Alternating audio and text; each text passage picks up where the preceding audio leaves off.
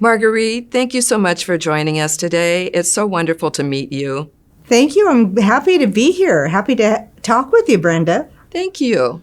So, Marguerite, can you share with us a little bit about your background before coming to AARP? I consider myself a public health practitioner. In my early career, I've worked all across the United States with communities focused on access to care, especially for underserved populations. So did a lot of work around health disparities. And then I have most recently worked at the King County Public Health Department, where I led a team focused on community health data, as well as chronic disease and injury prevention.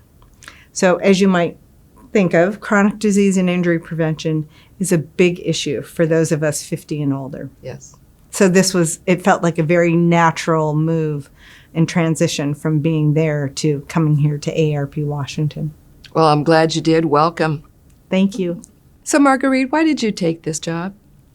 Well, I'm over 50, and I think that this half of my life should be fabulous, as should the lives of my parents and my friends who are all over 50. And it's clear to me, especially after coming out of COVID, how much we need to have a system and services available to help support all of us as we are aging.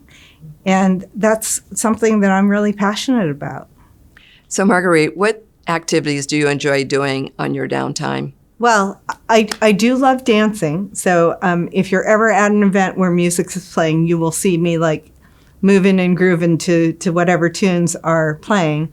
But I also love, and my newest hobby is pickleball. It's a great activity for people of all ages, but who you see playing pickleball the most right now are people who are 50 and older, because it doesn't require a lot of skill, and it's relatively inexpensive, and you just need to find a court and have a couple paddles and a wiffle ball, and off you go.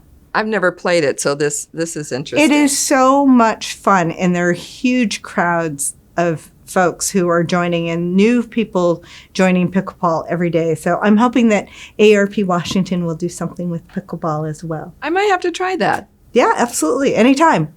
Happy to meet you on the courts. I knew you were going to say that. So what excites you about AARP Washington? The potential to make change. So AARP Washington is known for innovative, groundbreaking work. Our work on fraud and scams is one of those areas where it was an issue that affects, in fact, just about everybody. I mean, think about all the phone calls that you get and all the emails that are asking you to send $1 million or to send a wire transfer. Doing work to let people understand how to protect themselves from fraud is one of the things that AARP Washington has led. Another example is our work around long-term care. Mm-hmm. The fact that we have Washington Cares, where we will be investing so that everyone has some resources to support the need for long-term care if and when they need it. That's an important policy issue that not many folks would have taken on, but AARP Washington has been proud to co-lead that work. And our health, our safety, our security, those are some of the most important issues that we care a lot about at AARP. Thinking about not only health, but our making sure that we have financial literacy and financial planning so that as we do get older and we do want to retire, that we can enjoy our retirement. Right. And we can retire as many times as we want. That's right. So how can people get involved with AARP?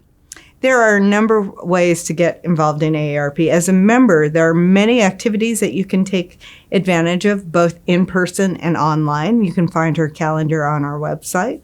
But we also have lots of volunteer opportunities that we hope that people would love to join us in and really doing events all across Washington State. What does the Washington State office offer our members? We offer a whole range of activities, both online and in person, whether they're educational and informational opportunities, like through our speaker series. We cover a range of topics. And we also do a lot of advocacy and policy work, working in our State House, as well as helping contribute and lift up the experience of what happens in Washington to the national level.